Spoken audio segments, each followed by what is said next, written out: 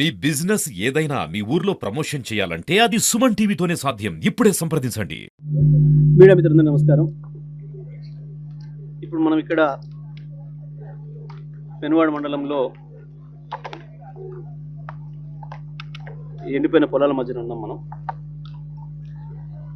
దయచేసి మీడియా మిత్రులందరికీ విజ్ఞప్తి, ఆ వైపు ఏదైతే గొర్రెలు మేస్తున్నాయో మొత్తం పొలాలు ఒక్కసారి ఆ విజువల్స్ చూపించండి, ప్రపంచానికి తెలవాలి ఈ ప్రభుత్వం యొక్క గొప్పతనం ఏం చేస్తుంది అనేది. ఇవాళ ఇక్కడ పొలాలు ఎండిపోయినాయి అంటే కారణం ప్రభుత్వమే. ఇది ప్రభుత్వం చేసిన నేరమే. ఇవాళ ఇక్కడ ఈ గ్రామాలకు వస్తే ఎక్కడికి వచ్చినా నాకు రైతులు చెప్తున్న మాట ఒకటే మాట, ప్రభుత్వాన్ని నమ్మినాం మేము. వాళ్ళ పత్రికలలో టీవీలలో ప్రకటన చేసిండ్రు, మీరు పంటలు వేసుకోండి వారబందీగా నీళ్ళు ఇస్తామని చెప్పినారు. వాళ్ళ మాటలు నమ్మే మేము ఈ పంట పొలాలు చేసుకున్నాం. ఇప్పుడు మనం నిలబడ్డ పొలం ఏదైతే ఉందో, ఈ పొలం ఓనర్ పేరు నగేష్ నాయక్. ఈయన పొలం సొంత పొలం 3 ఎకరాలు అయితే 6 ఎకరాలు కౌలు తీసుకొని వేసినాడు. 9 ఎకరాలు చేసిన మనం నిలబడ్డాను. వేలాది గొర్రెలు మేస్తున్నాయి చూసినాం మనం. ఆయన చాలా స్పష్టంగా చెప్తున్నాడు, సార్ మేము మంత్రులు అధికారులు చెప్పిన మాట విన్నాకనే నేను పొలం పెట్టుకున్నా అనే మాట. ఇంకొక మాట కూడా నేను చెప్తా ఉన్నా ఇక్కడ. ఇప్పుడు ఈ నిమిషానికి కూడా గోదావరిలో 10,000 క్యూసెక్ల పైన నీళ్ళు పోతున్నాయి. ఇప్పుడు కూడా నీళ్ళు ఉన్నాయి ఆడ. వీళ్ళు కన్నెపల్లి పంప్ హౌస్ ఇట్లా ఒక్క బటన్ నొక్కితే నీళ్ళు ఇక్కడికి వస్తాయి. కానీ ప్రభుత్వం దుర్మార్గంగా రైతుల్ని నమ్మించి, వంచి, మోసం చేసి వాళ్ళ స్వార్థం కొరకు కేవలం అందులో ఇసుక దొంగతనంగా అమ్ముకొని 100 కోట్లు సంపాదించుకోవడం కొరకు వేలాది మంది రైతుల ఉసురు తీస్తుంది ప్రభుత్వము. ఇవాళ ఈ రైతాంగం అందరిని తీసుకొని నేను కాళేశ్వరం పోవడానికి సిద్ధంగా ఉన్నా. మొత్తం ఈ కాళేశ్వరం తీసుకుపోయి చూపిస్తాను నేను ఇవాళ కూడా. ఆడ నీళ్ళు వస్తున్నమాట వాస్తవం. పంపు బటన్ నొక్కితే పంపు ఆన్ అయి వీడికి నీళ్ళు రావడం అనేది కూడా వాస్తవం. అది చేసి చూపించడానికి మేము సిద్ధంగా ఉన్నామని చెప్పిన నేను. బీఆర్ఎస్ పార్టీగా మా నాయకుడు కేసీఆర్ గారి నాయకత్వంలో ఇవాళ మా చేతికి ఇచ్చిన 3 రోజులలో నేను ఈ పెనుబాడు మండలాన్ని నీళ్ళు తీసుకొస్తా.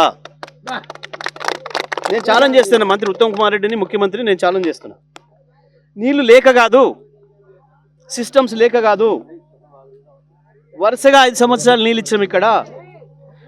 మనం ఎక్కడైతే నిలబడినామో ఈ పంట పొలంలో ఆ రైతు గతంలో సార్ నీళ్ళు ఎక్కువైనాయి బంద్ చేయించండి కాలువ అని చెప్పేటోళ్ళు మాకు.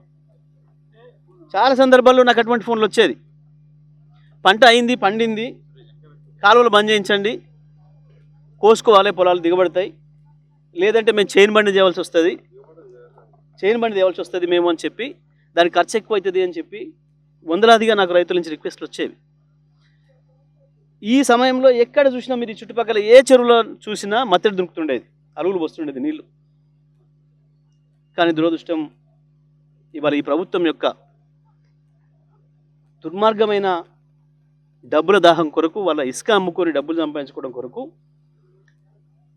కేవలం కాళేశ్వరం లేదు అని చెప్పి, కాళేశ్వరం కూలిపోయిందని చెప్పి కేసీఆర్ను బదనాం చేయడం కొరకు ఈ రకంగా రైతుల ప్రాణాలు తీస్తుంది ఈ కాంగ్రెస్ ప్రభుత్వం. నేను ఇప్పటికైనా డిమాండ్ చేస్తూ ఉన్నా, ఉత్తమ్ కుమార్ రెడ్డి గారు, ముఖ్యమంత్రి గారు వెంటనే మీ అధికారులకు ఆదేశాలు ఇచ్చి, పోయినాయి కొన్ని పొలాలు ఇంకా కొన్నైనా మిగిలి ఉన్నాయి. ఇప్పుడు ఆ నగేషే చెప్తున్నాడు, నేను 9 ఎకరాలు పెట్టుకున్నా, 3 ఎకరాలు ఇప్పటికే మేపినరు అమ్ముకుంటున్నా, నీళ్ళు ఇప్పుడు ఇస్తామని గ్యారెంటీ ఉన్న 6 ఎకరాలు మేపేసినరు, ఇంకా 3 ఎకరాలు ఉంది. ఇంకొక రైతు కూడా చెప్పినట్టు నేను పైన 7 బోర్లు వేసిన, ఒక్క తడి నీళ్ళు ఇస్తే నా పొలం బతుకుతుంది అని చెప్తున్నారు. మనం రాంగా ఇప్పుడు పైన కూడా మాట్లాడినాం. ఆ రైతు లతీఫ్ ఆయన కూడా చెప్పినాడు మనకు, అక్కడ కూడా గొర్రెలు మేస్తున్నాయి. 6 ఎకరాలు పెట్టినా సార్, నేను 3 ఎకరాలేమో ఇప్పుడు అయిపోయింది, గొర్రెలకు అమ్ముకున్నా. ఇప్పుడు నీళ్ళు ఇస్తే పైన ఇంకొక 3 ఎకరాలు బతుకుతుంది నాకు, కనీసం దాంతోనన్నా పెట్టుబడి వెళ్తుంది అని చెప్పి ఇంకా కొస ప్రాణంతో ఉన్నారు, చివరి ఆశతో ఉన్నారు, దింపుడు గల ఆశతో ఉన్నారు రైతాంగం.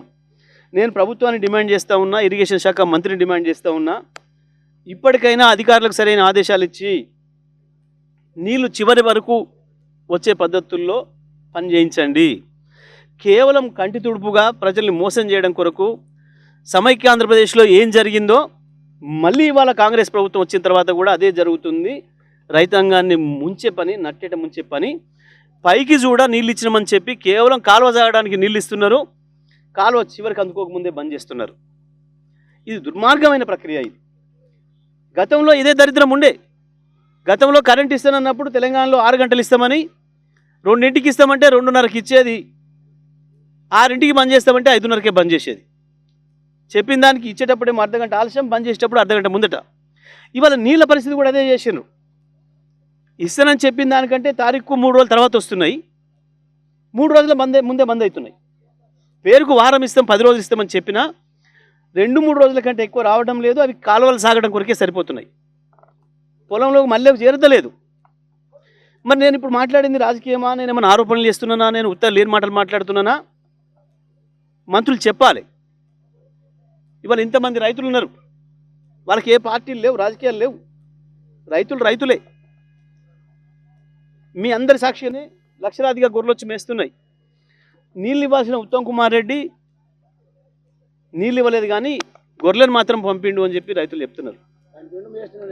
నీళ్ళు ఏమంటే గొర్రెలను పంపిండు అని చెప్తున్నారు రైతులు. నేను అంటున్న మాట కాదు ఇది, రైతులు అంటున్న మాట. నేను ఇప్పటికైనా నేను విజ్ఞప్తి చేస్తున్నా, సూర్యాపేట జిల్లా రైతుల తరఫున నేను దండం పెట్టి అడుగుతున్నా, నీళ్ళు ఇవ్వండి, రైతులు కాపాడండి. దుర్మార్గం ఇది. ఇంత దుర్మార్గంగా ప్రభుత్వం ఉండడం అనేది పద్ధతి కాదు. వాస్తవానికి అద్భుతంగా పంటలు పండించిన ప్రాంతం ఇది. వద్దన దాకా నీళ్ళు ఇచ్చినాం గతంలో. ఒక రైతుగా ఇది చూస్తే బాధ కలుగుతుంది. దయచేసి ప్రభుత్వానికి విజ్ఞప్తి చేస్తున్నా, దండబెట్టి అడుగుతున్నా, నీళ్ళు వదలండి, రైతులను బతికించండి అని.